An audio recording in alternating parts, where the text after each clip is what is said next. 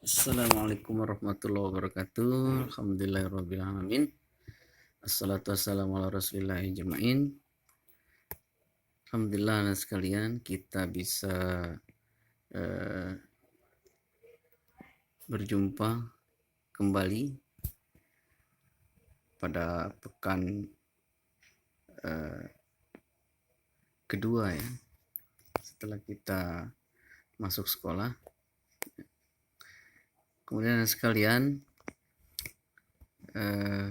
saya akan mencoba menjelaskan kembali dari awal pembelajaran satu ini ya. Kemudian saya akan memperjelas juga bagaimana cara membaca daripada Quran surah Al-Falaq ini. Namun sebelum itu, marilah kita membiasakan diri untuk berdoa untuk memulai setiap aktivitas kita, kegiatan kita. Begitu juga akhir daripada kegiatan kita, kita hendaknya membiasakan diri mengakhirinya dengan berdoa. Sekalian, mari kita berdoa menurut keyakinan kita masing-masing. Berdoa mulai.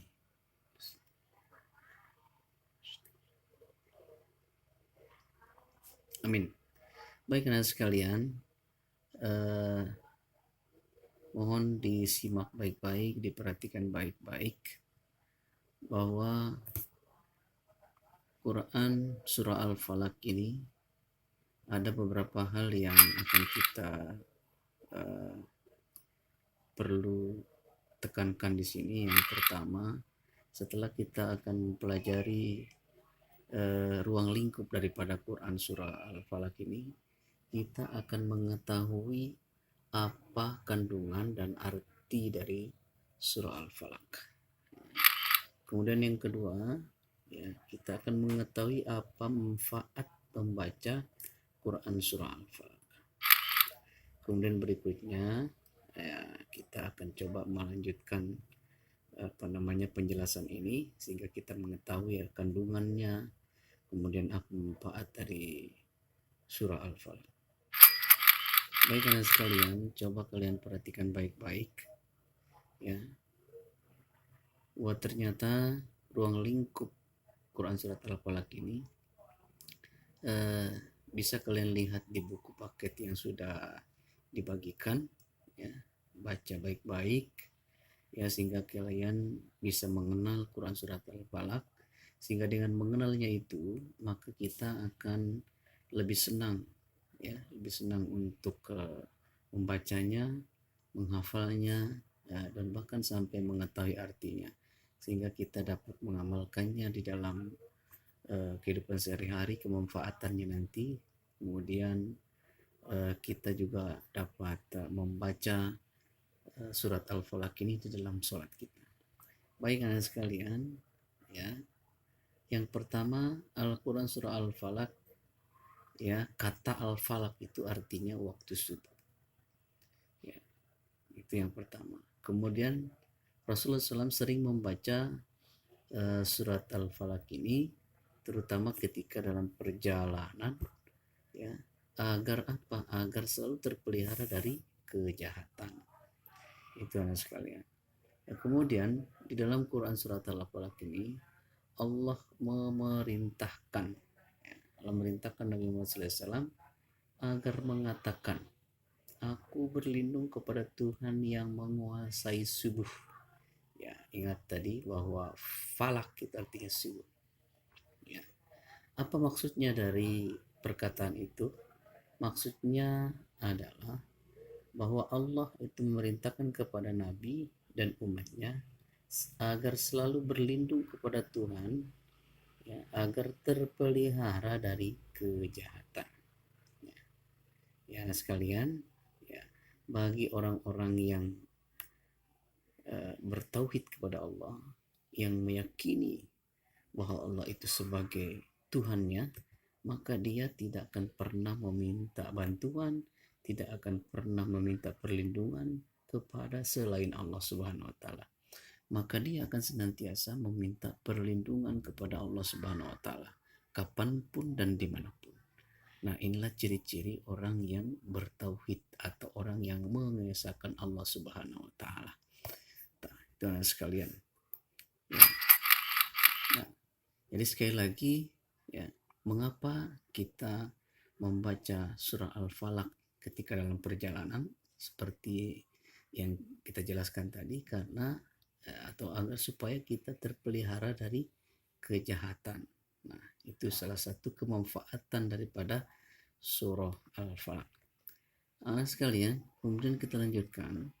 Al-Quran surat Al-Falaq ini ternyata menyimpan cerita, menyimpan sebuah penekanan ya di dalamnya, bahwa ternyata ya, di muka bumi ini begitu banyak kejahatan-kejahatan. Nah, di antaranya yang diceritakan dalam surat Al-Falaq ini ternyata ada kejahatan makhluk. Jadi kejahatan makhluk ini anak sekalian, ternyata di antara sesama manusia kita saja ternyata ada yang berbuat jahat terhadap manusia yang lain.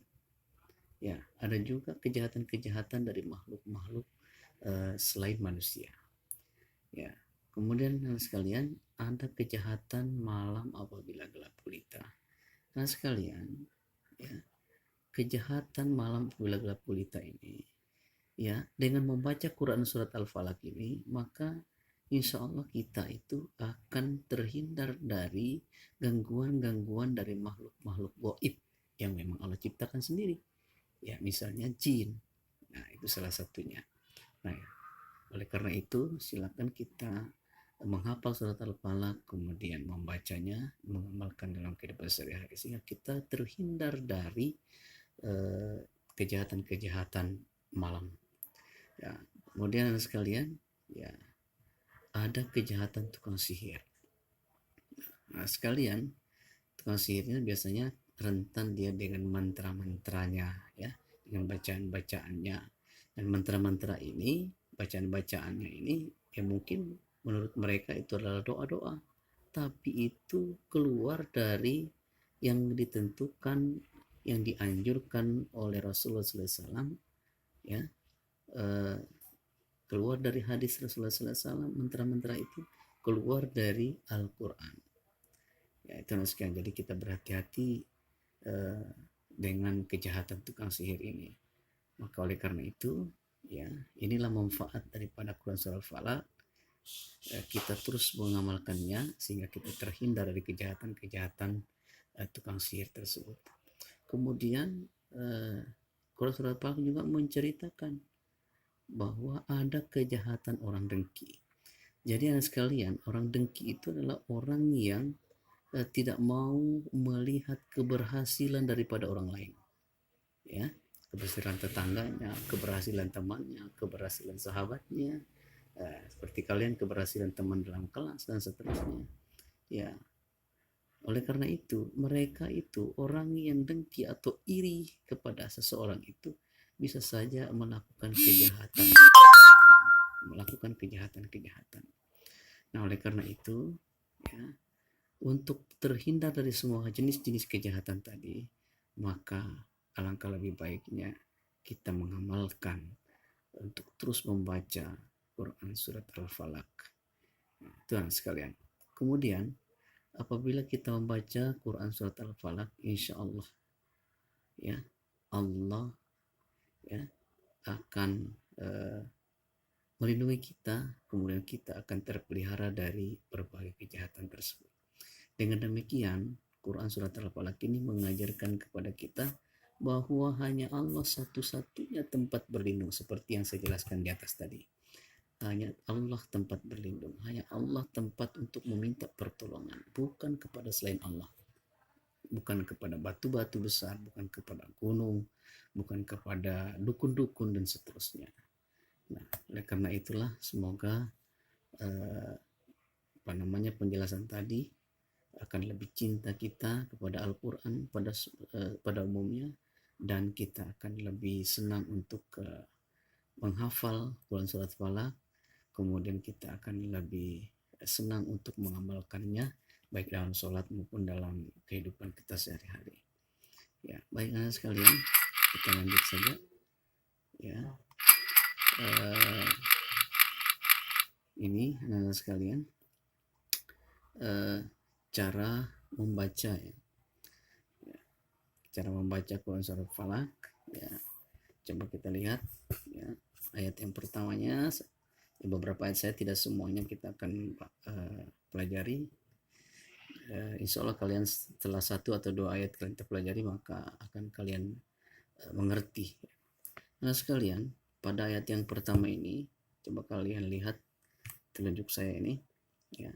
Huruf Qaf ini jangan sekali-kali kita membaca dengan sama dengan huruf Kaf ya. Jadi kalau huruf Kaf itu ya di atas pangkal tenggorokan kita, K ya. Jadi kalau huruf Qaf itu di tenggorokan kita bagian dalam, dia Q. Jadi jangan bacanya kul ya. Jadi kul a'udzu birabbil falaq ya. Kul a'udzu birabbil falaq. Jadi sekalian ya, di sini ada waw mati di sini ya, setelah ain ini, maka ini namanya mad tabi'i ya, dibaca dua harokat. Tapi baca dua harokatnya sambil lalu saja ya, tidak harus kita baca kul a'udzu, tidak harus seperti itu, tapi qul a'udzu birabbil falaq ya. Kemudian lihat di atas huruf ba ini ternyata ada tanda tasdid namanya nih, tanda tasdid. Nah ini huruf ba ini maka dibaca seolah-olah kedengarannya double ya. Nah supaya tidak tertulis ba ini dua ba ya, maka nah untuk menyingkatnya ba supaya tidak dua tertulis itu, maka inilah hikmah atau maksud daripada tanda tasdid ini ya. Kemudian dibaca menahan ya, dibaca dengan cara menahan.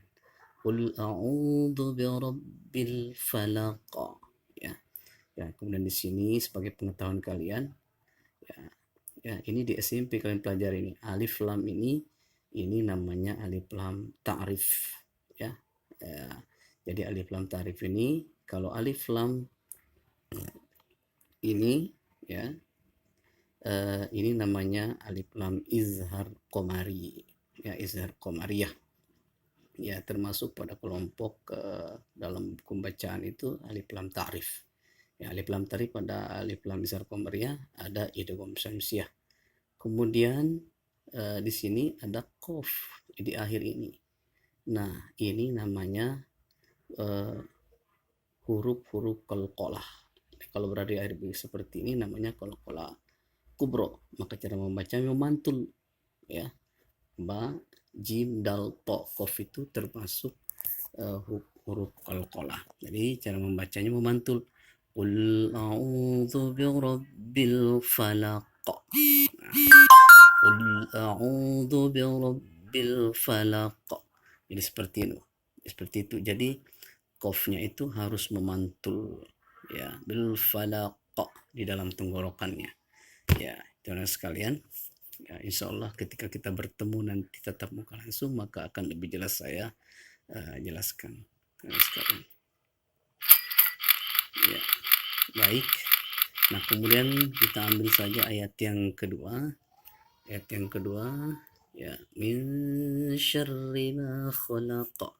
Jadi nun mati bertemu dengan huruf shin ini namanya ikhfa ya, namanya ikhfa hakiki. Nun mati bertemu dengan shin ya. Jadi ada 15 huruf dia ya. Ketika ada tanda bacaan in atau un yang disebut dengan tanwin itu, kemudian nun mati bertemu dengan 15 huruf itu, salah satunya adalah shin, maka dia dibaca dengung tetapi dengan cara samar. Bukan min tetapi min syarri ma khalaq. Nah seperti halnya di ayat yang pertama tadi, ro ini ada tanda tasdid.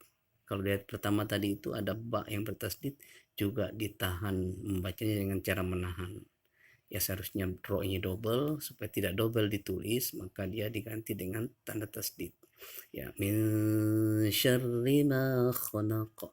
Ma ini atau mim ini menjadi panjang 2 harokat karena ada alif. Ya, kemudian khalaqa, ya di sini juga ada qaf. Ya, maka ini bacaan qalqalah. Ya, intinya anak sekalian pada eh, Quran surat Al-Falaq ini, ya, di ujung-ujung ayatnya itu terdapat tanda baca qalqalah. Itu anak sekalian, ya. Kemudian berikutnya, ya, ayat-ayat berikutnya silakan kalian pelajari sendiri, ya, saya yakin kalian bisa, ya. Kemudian cara menulisnya, ya, cara menulisnya saya sampaikan bahwa tidak semua huruf itu rata harus digaris, tetapi ada huruf yang ekornya, ya, itu apa namanya, seperti ain ini, dia ekornya ke bawah, di bawah garis kalau kita tulis di buku tulis, ya, nah sekalian, ya. Nah, seperti itu, ya. Jadi ini huruf-huruf yang kalian harus bedakan. Jadi tha, sha, sa. Ini ha, kho, ini dha, da. Ini harus berbeda ini. Ya, jadi harus jelas perbedaan daripada huruf-huruf ini. Ya, nah sekarang ketika huruf itu salah kita baca, maka makna atau arti dari apa yang kita baca itu menjadi berubah artinya. Jadi hati-hati yang sekian, jadi harus membacanya harus baik, harus bagus cara membaca hurufnya. Ya, jadi ini yang sekalian, ya silakan kalian terus mempelajari dan menghafal Quran surah Al-Falaq ini, ya, dengan baik dan benar. Ya, itu sekalian, ya. Ya, untuk menulisnya juga silakan kalian sudah saya perintahkan untuk menulis kemarin, ya. Ingat menulisnya seperti ini karena huruf Arab ini tidak persis sama dengan huruf-huruf Indonesia, ya. Ya, ada tempat samanya. Seperti lam ini tidak boleh rata dengan ekornya qaf, jadi dia turun ke bawah. Waw, ro, dan qaf ini seperti itu. Nah sekalian, demikian mungkin yang bisa Pak Guru jelaskan, ya. Insya Allah minggu depan kita mencoba untuk ulangan, ya, untuk penilaian harian. Kita lakukan penilaian harian tentang pembelajaran satu ini. Semoga kalian bisa memahami, ya, walaupun ini hanya singkat, ya, tidak sama seperti kita bertatap muka langsung, ya. Penjelasan juga keburu-buru, ya sekalian. Oleh karena itu silakan kalian belajar terus, jangan sampai pembelajaran jarak jauh ini menghalangi kita untuk terus memacu diri untuk belajar, ya. Tapi terus kita belajar, mau jarak jauh maupun tidak, kita terus belajar. Nah sekalian, saya lagi jangan lupa kalian menjaga kesehatan kalian, jangan lupa mengerjakan sholat 5 waktu sehingga Allah melindungi kita dari wabah-wabah penyakit yang terserang sampai saat ini, yaitu virus corona. Anak sekalian, semoga kita tetap sehat, semangat terus. Mungkin hanya itu yang dapat saya sampaikan. Mohon maaf atas segala kekurangan. Assalamualaikum warahmatullahi wabarakatuh.